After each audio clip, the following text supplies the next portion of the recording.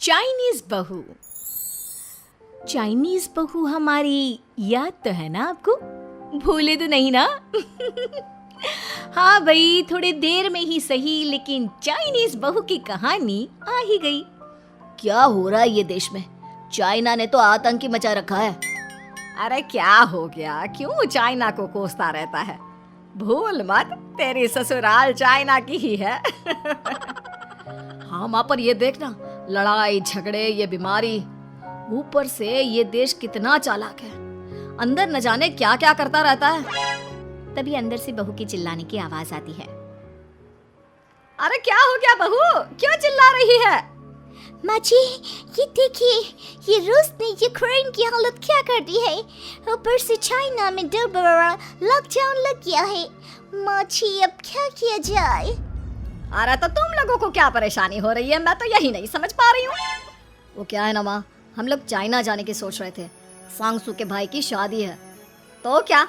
अरे कौन सा उन लोगों के यहाँ भाई घोड़ी चढ़ता है जो बहन काजल लगाकर नेक लगी? माँ जी, उसकी आंखें बहुत छोटी छोटी है, उसमें या तो पुतली रह सकती है या काजल। साले की पुतली निकाल कर काजल लगा दो, अंधा कहीं का। क्या क्या बोले तुम मेरे भाई के बारे में? अरे नहीं नहीं बहू, वो तो बोल रहा था कि तुझे नेग मिल जाएगा। बहन है ना तो उसकी। नहीं नहीं माँ जी, मैं सब समझती। ये मेरे भाई का मजाक बनाते रहते। कितना सीधा है मेरा भाई, बिल्कुल छिपकली जैसा।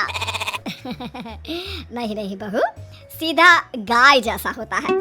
सही पकड़े हैं माँ जी। हाँ, तो मेरे भाई की शादी है, मैं चाइना जरूर जाऊंगी।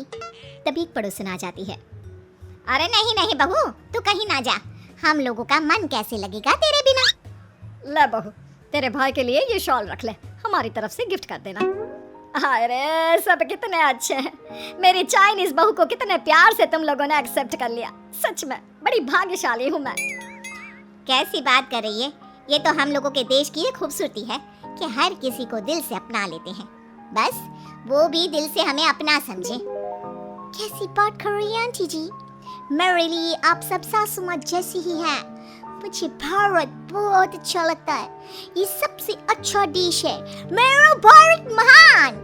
वैसे भी लड़की की शादी जहाँ होती है वो तो वहीं की हो जाती है ना। जीती रे बहू, सही बोल रही है। औरत तो होती ही पानी की तरह है, जो जहाँ जैसे रखे वैसे ही शेप ले लेती है। आंटी जी, ये थोड़ा सा ज्यादा हो गया, समझ नहीं आया। नो प्रॉब्लम, मैं चाय बना कर लाती हूँ। फिर क्या, वो दिन भी आ जाता है जब बेटे बहू को चाइना जाना पड़ता है। वहाँ जाकर बहू का भाई कहता है, मेरे बहन आ गए, मेरी बहन आ गई। मैंने सबको बोला कि सब हिंदी में बात करेंगे, नहीं तो बहन नाराज हो जाएगी। थैंक्स बॉय, हिंदी मेरी भाषा है। आप मुझे उसी में बात करना अच्छा लगता है। आपने जीजा जी से मिलो। ओ बहन, तुम अंदर चलो। सभी बहू को अंदर लेकर चले जाते हैं, लेकिन सांगसू का पति, वो तो बेचारा चाइना के ससुराल के आंगन में अकेला खड़ा रहता है। काफी देर तक जब कोई उसे नहीं पूछता तो वो माँ को घर पर फोन करता है। हाँ बेटा, पहुँच गए ना कुशल मंगल? हाँ माँ, लेकिन सांगसू पता नहीं कहाँ है। वो तो अंदर गई है, तब से बाहर आई ही नहीं। अरे कैसी बात कर रहा है? तो तू अंदर चला जा, तू बाहर क्यों है? अरे दामाद है तू वहाँ का, उन लोगों ने तुझे बिठाया, चाय पानी कुछ नहीं पूछा? नहीं ना माँ। तभी सामने से सांगसू आती है। आप अभी तक तैयार नहीं हुए और ये बैग लेकर क्यों कमरे से बाहर आए? इसे वहीं रख देते। कमरा? कौन सा कमरा? अरे कैसी बात कर रही हो? जब से तुम अंदर गई हो मैं बाहर ही तो खड़ा हूँ। बहू को बहुत हैरानी होती है और गुस्सा भी आता है। तभी उसका भाई और माँ आ जाते हैं। अरे सांगसू, अंदर खाना लग गया है।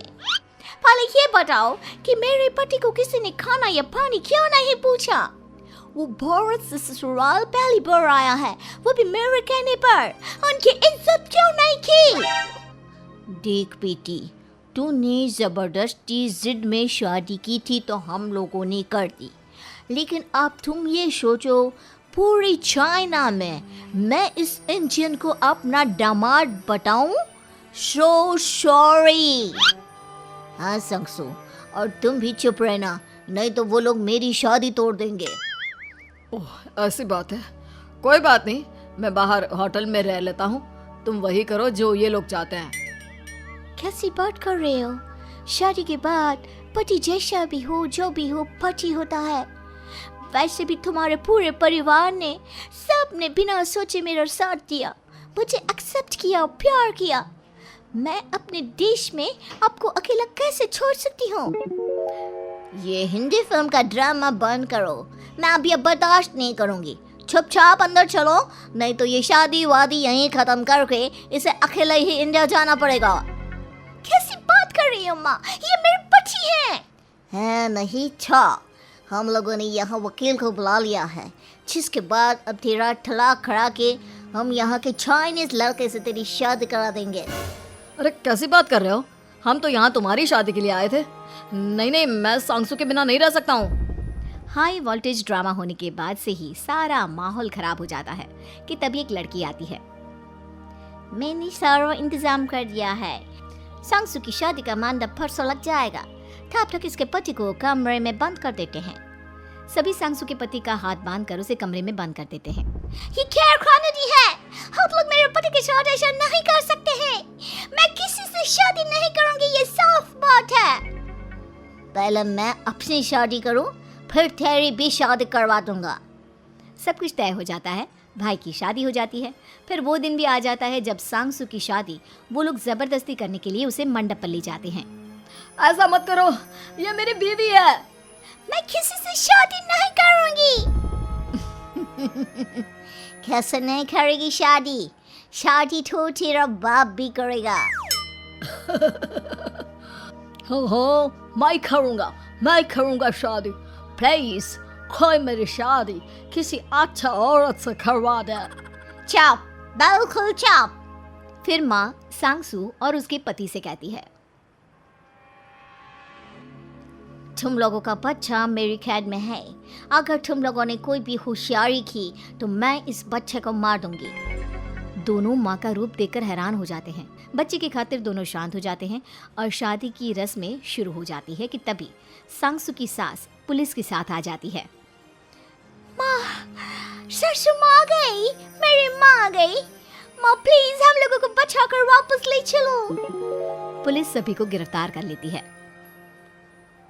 बेटी के बच्चे को मारने की धमकी तो कोई चुड़ैल ही दे सकती है। अरे तो ये चुड़ैल ही तो है। ये सही बोल रहे हैं, ये औरत किसी चुड़ैल से कम नहीं है। तभी उन लोगों का बच्चा भी आकर सांगसू के गले लग जाता है। माँ, तू सही समय पर आ गई, लेकिन तुझे कैसे पता चला कि यहाँ ये सब हो रहा है? बेटा, ये चाइनीज लोग ना होते ही धोखेबाज हैं। इन लोगों पर मुझे भरोसा नहीं था, इसलिए मैंने तेरे फोन को हमेशा के लिए मेरे फोन से अटैच कर दिया था, जिससे तेरे आसपास होने वाली सारी बात मैं सुनती रहूं।